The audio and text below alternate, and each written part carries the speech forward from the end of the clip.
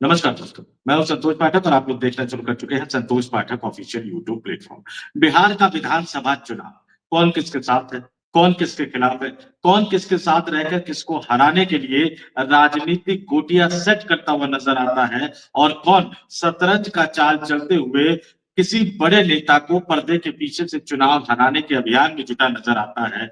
तो कौन ये चाहता है कि उसके अपने ही गठबंधन के उम्मीदवार चुनाव हार जाए, तो कौन ये चाहता है कि विरोधी पार्टी के उम्मीदवार चुनाव जीत जाए। पूरा का पूरा बिहार का विधानसभा चुनाव इस बार रोमांचक मोड़ पर पहुंचा हुआ नजर आ रहा है और वाकई जिस तरह से चुनावी शतरंज पर बिसात बिछी हुई है, प्यादा, राजा, रंक, रानी, हाथी, घोड़ा, ऊंट, सब जिस तरह से मैदान में डटे हुए हैं, लेकिन कौन किसके साथ है, जैसा कि मैंने शुरुआत में कहा, वो समझ नहीं आ रहा है। खबर यहां तक आ रही है कि बिहार से आने वाले एक केंद्रीय मंत्री जो दिल्ली में बैठे हुए हैं, अपने ही पार्टी के उप मुख्यमंत्री को चुनाव हराने के लिए कमर कस चुके हैं।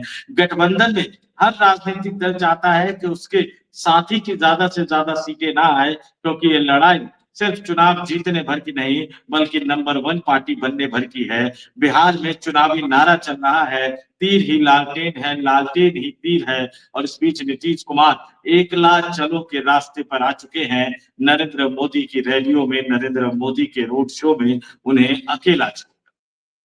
लेकिन नीतीश कुमार की पार्टी के नेता किसी जमाने में उनके करीबी रहे और वर्तमान में जिनको भारतीय जनता पार्टी के आलाकमान का करीबी माने जाने लगा है, जो नीतीश कुमार की बजाय 2 नवंबर को यानी परसों पटना की सड़कों पर रोड शो करते हुए नजर आए। किसके साथ? देश के प्रधानमंत्री नरेंद्र मोदी के साथ।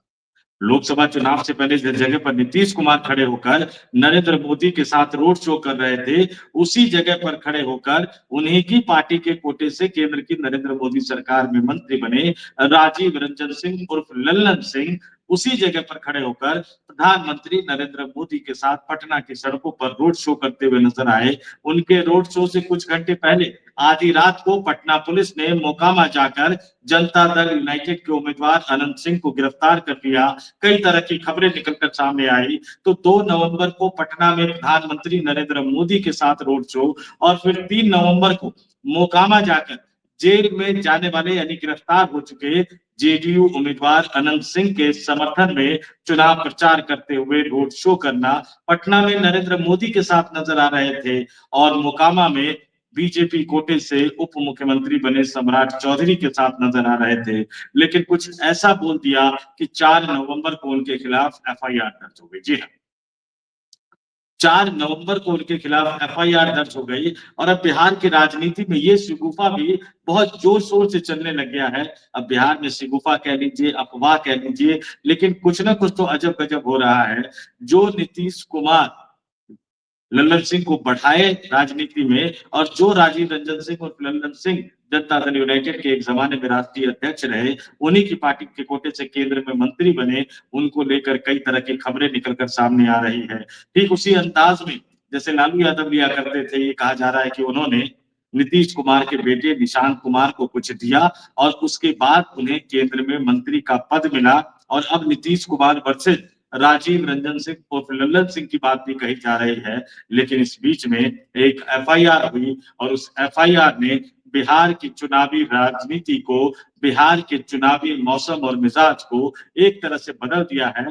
और कैसे बदल दिया है ये आप देख लीजिए अपने स्क्रीन पर, आपको कई चीजें नजर आएंगी एक के बाद एक। इसके बारे में हम आगे चलकर आपको बताएंगे, लेकिन जब ये देखते हुए नजर आएंगे, इन तस्वीरों को गौर से देखिएगा, इन तस्वीरों के बाद सोशल मीडिया पर किए गए पोस्ट को भी गौर से देखिएगा और एक एक चीज मैं आपको बताऊंगा कि आखिर बिहार की राजनीति में ये चल क्या रहा है, बिहार की राजनीति में ये हो क्या रहा है।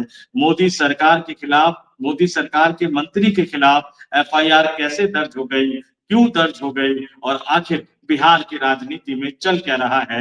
इन तस्वीरों को एक एक करके मैं आपके सामने विश्लेषण के साथ रखूंगा। तथ्यों की जानकारी तो मैं आपको दे चुका हूं, लेकिन फिर से तथ्यों की जानकारी मैं आपको देता हुआ नजर आऊंगा। आपके स्क्रीन पर जो तस्वीरें चल रही हैं, जो सोशल मीडिया पर पोस्ट किया गया है, वो इस खबर की मतलब असली असली खबर जो कहते हैं, वो उस खबर के असली तथ्यों से जुड़े हुए जो आंकड़े हैं, जो तथ्य हैं, जो तस्वीरें हैं, वो हम आपके सामने लेकर आए हैं और एक-एक करके आपके सामने विश्लेषण करता हूँ। जो अभी तस्वीर आपके स्क्रीन पर नज़र आ रही है, अगर इस तस्वीर को अगर आप देखेंगे, इस तस्वीर को गहराई से आपको देखेंगे तो नरेंद्र मोदी रोड शो करते हुए नज़र आ रहे हैं पटना की सड़कों पर। उनके बगल में खड़े हैं राजीव रंजन सिंह उर्फ लल्लन सिंह। जी हाँ, जिसका मैंने ज़िक्र किया, वही राजीव रंजन सिंह उर्फ लल्लन सिंह यहाँ पर खड़े नज़र आ रहे हैं प्रधानमंत्री नरेंद्र मोदी के साथ। वो रोड शो करते हुए नज़र आ रहे हैं और ये बड़े ध्यान से देखिए, ये रोड शो उन्होंने किया 2 नवंबर को और 2 नवंबर से पहले आधी रात को अनंत सिंह को गिरफ्तार कर लिया गया और अगले दिन वो पहुंच गए। अगले दिन वो कहाँ पहुंचे? अगले दिन वो पहुंच गए अनंत सिंह के मोकामा में और बाकायदा उन्होंने सोशल मीडिया पर पोस्ट किया तस्वीरों के साथ कि आज मोकामा में, कल का है, आज मोकामा में एनडीए समर्थित जदयू प्रत्याशी अनंत कुमार सिंह के समर्थन में रोड शो किया। जनता का जोश, उत्साह और प्यार देखकर मन गर्व से भर उठा और आगे सड़कों पर विकास के नारे गूंजे, हर चेहरे पर विश्वास नजर आया। मोकामा ने साफ कर दिया कि इस बार फिर नीतीश जी के नेतृत्व में विकास की राह और भी मजबूत होगी। और फिर वो तस्वीरें देखिए, इन तस्वीरों में वो बिहार के उप मुख्यमंत्री सम्राट चौधरी के साथ मोकामा में रोड शो करते हुए नजर आ रहे हैं। अनंत सिंह के समर्थन में रोड शो करते हुए नजर आ रहे हैं। यहाँ का एक वीडियो भी वायरल हो रहा है कि बिहार के एक मतदाता ने उनसे अस्पताल के बारे में पूछा, तो ये दोनों नेता उन सवालों को टालते हुए आगे बढ़ गए, उन सवालों को नकारते हुए आगे बढ़ गए। लेकिन मोकामा में अनंत सिंह के समर्थन में जब प्रचार करने पहुंचे राजीव रंजन सिंह उर्फ लल्लन सिंह, जब अनंत सिंह के समर्थन में जोरदार प्रचार करने के लिए पहुंचे और वहां जाकर उन्होंने कहा कि अनंत सिंह अगर बाहर रहते तो वो खुद मामले को संभाल लेते, लेकिन अनंत सिंह जेल में है तो अब उन्हें चुनाव जितवाने की जिम्मेदारी हमारी है और हमें हर हाल में उन्हें चुनाव जितवाना होगा। लेकिन बोलते बोलते यहाँ राजीव रंजन सिंह उर्फ लल्लन सिंह कुछ ऐसा बोल गए जो सीधे सीधे चुनाव आचार संहिता का उल्लंघन था। उन्होंने कहा कि चुनाव के दिन उन मतदाताओं को घर से बाहर मत निकलने दो जो हमें वोट न दे, और अगर वो वोट देने के लिए बाहर निकलना चाहे तो उनको कहो कि आइए हमारे साथ निकलकर, हमारे साथ चलकर वोट दीजिए। और ये वीडियो उनका वायरल हो गया, ये भाषण उनका वायरल हो गया। केंद्र के नरेंद्र मोदी सरकार के मंत्री, केंद्रीय मंत्री भला ये कैसे कह सकते हैं कि वोटरों को उनके घर में कैद कर दो, वोटरों को उनके घर में बंद कर दो अगर वो हमें वोट ना दे तो। और इस वीडियो के वायरल होने के साथ ही एक बड़ा चुनावी मुद्दा यहाँ बन गया, एक बड़ा चुनावी मुद्दा बनकर विपक्षी राजनीतिक दलों ने इसके जरिए सीधे सीधे नीतीश कुमार की सरकार को, मोदी की सरकार को घेरने की कोशिश की। उनके सुशासन पर वो सवाल उठाते हुए नजर आए और फिर जब ये मामला बढ़ गया तो फिर एफआईआर दर्ज हुई, फिर मुकदमा दर्ज हुआ। किसके खिलाफ? मोदी के मंत्री के खिलाफ। और इस मुकदमे के दर्ज होने ने कई बातें सामने रख दी। कम कहे को ज्यादा समझिए और बड़ी गहराई से इसको देखिए कि आखिर इस मुकदमे की वजह से या इस मुकदमे को लेकर कहीं ना कहीं क्या आपको लग रहा है कि वाकई कुछ ऐसा बड़ा बवाल जो पर्दे के नीचे चल रहा था, जो सतह के नीचे चल रहा था, अब वो सतह के सामने आ गया है। क्योंकि इसकी घोषणा किसने की? ये पटना के डीएम का ऑफिशियल जो एक्स अकाउंट है उस पर इसकी घोषणा की गई, जिसमें ये कहा गया कि जिला प्रशासन पटना द्वारा वीडियो निगरानी टीम के फुटेज की जांच की गई और जांचोपरांत इस मामले में श्री लल्लन सिंह उर्फ श्री राजीव रंजन सिंह के विरुद्ध भारतीय नागरिक सुरक्षा संहिता एवं लोक प्रतिनिधित्व अधिनियम की सुसंगत धाराओं के तहत प्राथमिकी दर्ज कर ली गई है। यानी भारतीय नागरिक सुरक्षा संहिता और जो लोक प्रतिनिधित्व अधिनियम की जो धारा है उसके तहत मामला दर्ज कर दिया गया है, उसके तहत मुकदमा दर्ज कर लिया गया है केंद्रीय मंत्री राजीव रंजन सिंह उर्फ लल्लन सिंह के खिलाफ। ये तस्वीरें फिर आपके स्क्रीन पर चल रही है। 2 नवंबर को पटना में रोड शो करते हुए प्रधानमंत्री नरेंद्र मोदी के साथ, उसके बाद 3 नवंबर को उप मुख्यमंत्री सम्राट चौधरी के साथ रोड शो करते हुए कहां पर? मोकामा में अनंत सिंह के समर्थन में। और ये तस्वीरें सीधे सीधे बता रही है कि एनडीए गठबंधन में बहुत कुछ ठीक ठाक नहीं चल रहा है। एनडीए गठबंधन में सब कुछ ठीक ठाक नहीं चल रहा है। और जैसा कि मैंने पहले कहा कि कौन किसके साथ है, कौन किसके खिलाफ है, ये समझ नहीं आ रहा। लल्लन सिंह तो मुख्यमंत्री को लेकर भी नीतीश कुमार की दावेदारी खारिज करते हुए नजर आ रहे हैं। उन्होंने बयान दिया कि हम नीतीश कुमार के नेतृत्व में चुनाव लड़ रहे हैं और चुनाव के बाद जो है वो विधायक इसका फैसला करेंगे कि मुख्यमंत्री कौन बनेगा। और जाहिर-सी बात है कि इसको अमित शाह की भाषा वाला बयान समझा गया, क्योंकि अमित शाह भी तो इसी तरह की बातें बोलते हुए आ रहे थे।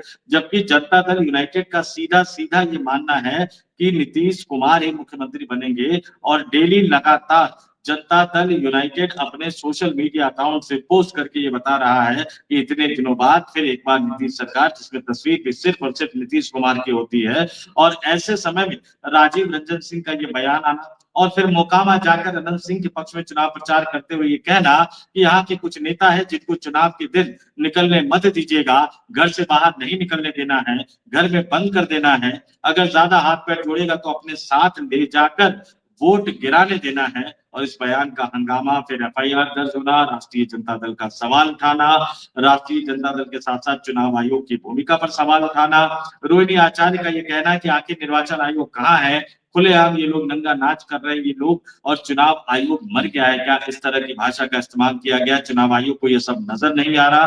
तो ये इससे भी साफ साफ पता चल रहा है कि चुनाव आयोग किसका दामाद है। और यहीं से जब चुनाव आयोग को लगा कि वो फंस रहे हैं, क्योंकि विपक्ष पूरी तरह से घेरने पर आमादा हो गया था, विपक्ष पूरी तरह से राजीव रंजन सिंह और लल्लन सिंह की बजाय चुनाव आयोग और ज्ञानेश कुमार को घेरने पर आमादा हो गया था। और मतदान से पहले चुनाव आयोग इस तरह के मुद्दे पर अपने आप को घिरे हुए नहीं देखना चाहती थी।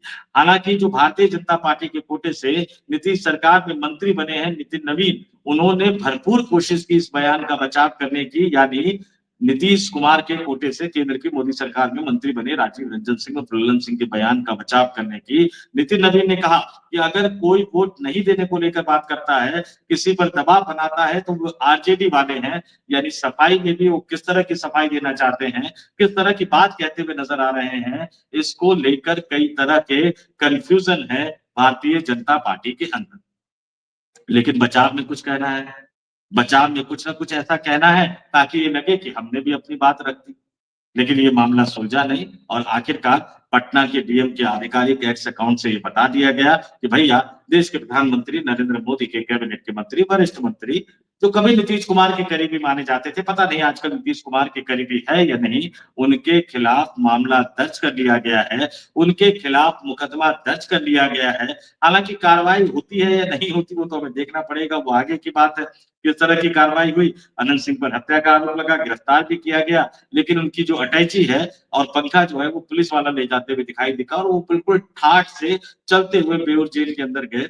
इस तरह के भी वीडियो सामने आ रहे हैं। क्या करें, जमाना नया है, पोल खुल जाती है, क्योंकि कोई भी वीडियो आता है तो बहुत जल्दी वायरल हो जाता है, कोई भी बातें कही जाती है तो बहुत जल्दी वायरल हो जाती है और फिर ये फंस जाते हैं तो सफाई देने की नौबत आती है। लेकिन जब सफाई दी जाती है, वो सफाई कहीं ना कहीं और ज्यादा एनडीए गठबंधन के घमासान को सामने रख देता है। तो मतदान की तारीख परसों 121 सीटों पर मतदान होगा। चुनाव प्रचार हालांकि जोर शोर से जारी है अभी, क्योंकि इन 121 सीटों पर तो बंद हो गया, लेकिन जो 11 नवंबर को 122 सीटों पर मतदान होना है, उसके लिए चुनाव प्रचार जोर शोर से जारी रहेगा। और अभी किस किस तरह के बयान आएंगे, कैसे कैसे बयान आएंगे, कोई इस बात की गारंटी नहीं ले सकता, क्योंकि चुनाव में जब जब नेता फंसते हुए नजर आते हैं तो फिर उन्हें धार्मिक मुद्दों का सहारा नजर आता है, फिर उनकी भाषा निम्न से निम्नतम होती चली जाती है और फिर घबराहट में वो खुद क्या कब कैसे बोल जाते हैं, इस बात का अंदाजा शायद उनको भी नहीं होता। तो इंतजार करते हैं बिहार का चुनावी माहौल जो है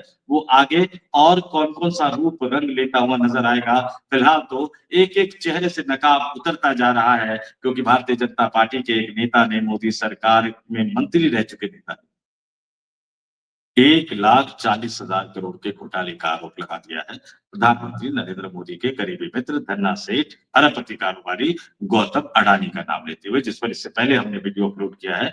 आप जाकर वो पूरी स्टोरी देख सकते हैं। तो बिहार की राजनीति में भूचाल मचा हुआ है और हर गुजरते दिन के साथ कुछ ना कुछ ऐसा हो रहा है, हर गुजरते घंटे के साथ कुछ ना कुछ ऐसा हो रहा है जो बिहार की राजनीति में भूचाल ला रहा है, हंगामा पैदा कर रहा है। तो आप कमेंट करके जरूर बताइएगा कि जो मुकदमा दर्ज किया गया है राजीव रंजन सिंह और लल्लन सिंह के खिलाफ, उसको लेकर आपका क्या मानना है, और आपको नहीं लगता कि मुकदमा दर्ज कर लिया तो भैया गिरफ्तार भी कर लेते?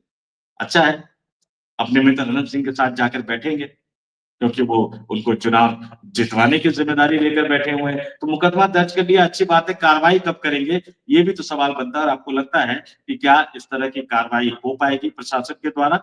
आप अपने विचारों से ज़रूर हमें अवगत कराइएगा, चाहे आप सहमत हो, चाहे असहमत हो। तो इस वीडियो में इतना ही। मुझे यानी संतोष पाठक को दीजिए इजाज़त। आप तमाम लोगों से अपील करूँगा, भाई हमारे यूट्यूब मंच को सब्सक्राइब ज़रूर कर दीजिए। मेंबर के तौर पर ज्वाइन कर सके तो ज्वाइन भी कर लीजिए और अगर इस वीडियो को 2-4 लोगों तक आगे बढ़ा भी सके तो इसको ज़रूर बढ़ा दीजिएगा। तो इस वीडियो में इतना ही। मुझे संतोष पाठक को दीजिए इजाज़त। आप तमाम लोग देखते रहिए संतोष पाठक ऑफिशियल यूट्यूब प्लेटफ़ॉर्म। बहुत-बहुत नमस्कार, धन्यवाद, आभार।